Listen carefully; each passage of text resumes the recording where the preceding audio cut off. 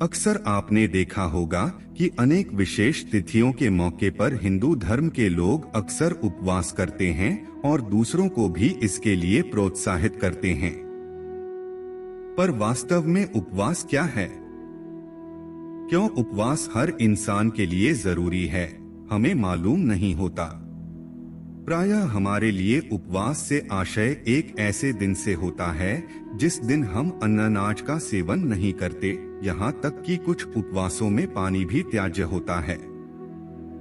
पर क्या उपवास का उद्देश्य सिर्फ खाली पेट रहकर देवताओं को प्रसन्न करना है, या फिर उपवास करने के पीछे कुछ और बड़ी वजह है?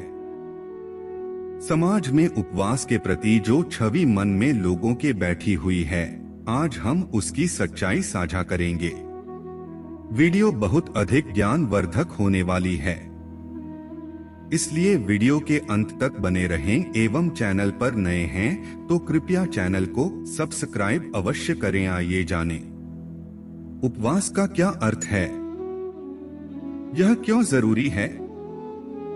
उपवास का अर्थ है रहने वाला, अतः उपवास से आशय सच्चाई के पास रहने से है। जब हमारा हृदय राम आत्मा सत्य के करीब हो तो मनुष्य की यह स्थिति उपवास कहलाती है। सच्चाई कहीं एक विशिष्ट जगह पर तो ठिकाना नहीं रखती, सत्य तो हर जगह लगातार मौजूद है। अतः हमारे भीतर जो मैं भाव है, जिसे अहंकार कहा जाता है, वो तमाम जगह निवास करता है। कभी वह पैसों पर तो कभी किसी के शरीर पर ध्यान देकर वास करता है।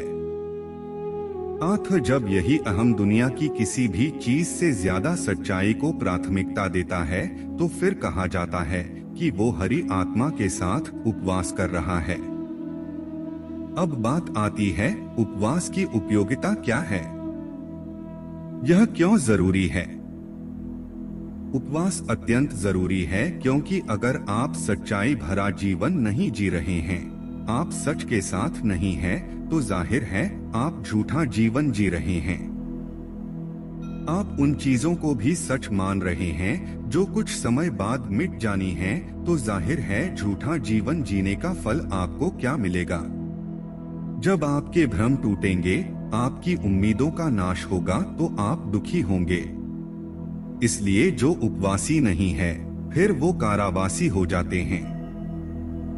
यानी ऐसा व्यक्ति संसार से लोभ लेकर तमाम चीजों को जो सच मानकर उन्हीं में अपना ध्यान लगाए रखता है और उन्हीं को जीवन में पाने की कोशिश करता है ताकि उसे सुख आनंद मिल सके। पर ऐसा कभी हो नहीं पाता क्योंकि आनंद मात्र सच्चाई में है।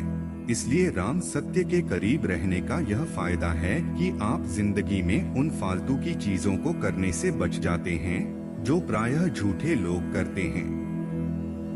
उपवास का अन्न और जल त्यागने से क्या संबंध है? कई लोगों के लिए उपवास की परिभाषा कुल इतनी है कि सांझ ढलने तक अन्न न खाना, जल ग्रहण न करना इत्यादि। पर हमने समझा कि उपवासी होने का असल अर्थ क्या है। अतः मनुष्य सत्य के निकट आ पाए, इसलिए फिर ज्ञानियों ने कुछ विधियां बनाई। जैसे उन्होंने कहा कि चलो तुम वर्ष में या माह में इतने दिन अन्न बिल्कुल ग्रहण नहीं करोगे, ताकि आप स्वयं को अनुशासित रख सकें। उपवास रखना बिल्कुल फायदेमंद है, लेकिन यह मात्र एक विधि है। इसका अर्थ यह बिल्कुल नहीं कि जो माह में सबसे अधिक उपवास रखता हो उसके हृदय में राम हो।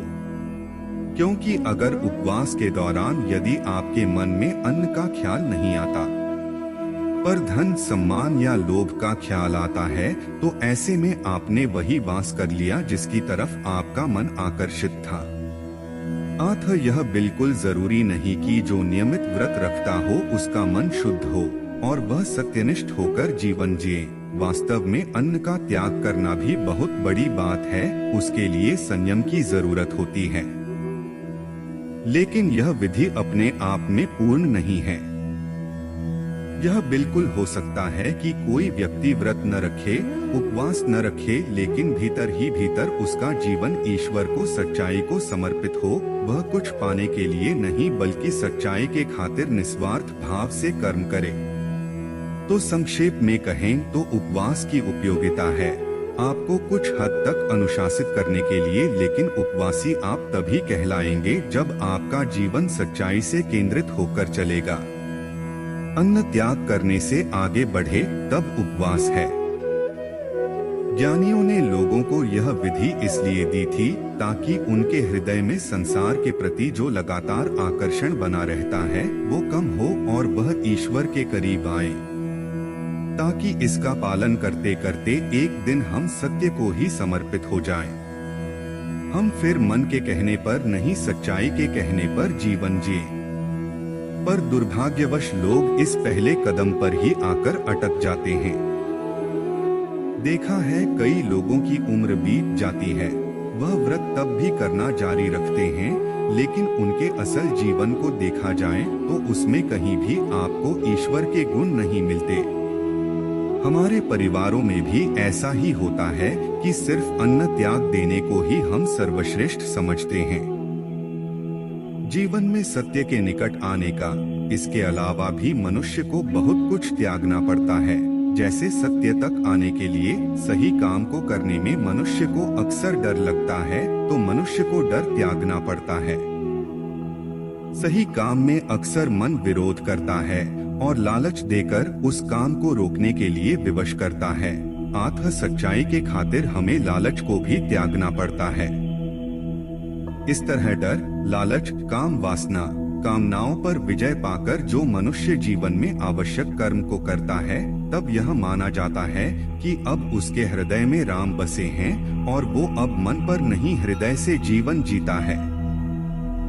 सही काम में व्यक्ति हो आता है उपवासी। अभी तक हमने सही कर्म की चर्चा की और सच्चाई भरा जीवन जीने की बात की, तो जब मनुष्य को जीवन में कुछ ऐसा दिख जाता है, समझ आ जाता है कि यही कर्म करना इस समय सबसे श्रेष्ठ है, तो फिर उस काम से ही उसे प्रेम हो जाता है। अब काम के प्रति प्रेम इतना होता है कि कई बार वह उस काम को करते हुए इतना डूब जाता है कि वह भूख प्यास तो क्या अपने उन सभी निजी कार्यों को भी भूल जाता है जो उसके लिए जरूरी थे। अतः एक उपवासी व्यक्ति के जीवन में फिर निडरता आ जाती है, शांति आ जाती है और फिर वह निस्वार्थ भाव से कर्म में उतर जाता है। इसलिए अन्न जल त्याग के अलावा बुरे कर्मों, बुरे आचरण, प्रवृत्ति, लोभ, लालच, द्वेष आदि को त्यागने में प्राथमिकता होनी चाहिए। दर्शक बंधुओं, हम आशा करते हैं कि जानकारी अच्छी लगी होगी। वीडियो को एक लाइक करें एवं कमेंट में जय श्री कृष्णा अवश्य लिखें। धन्यवाद।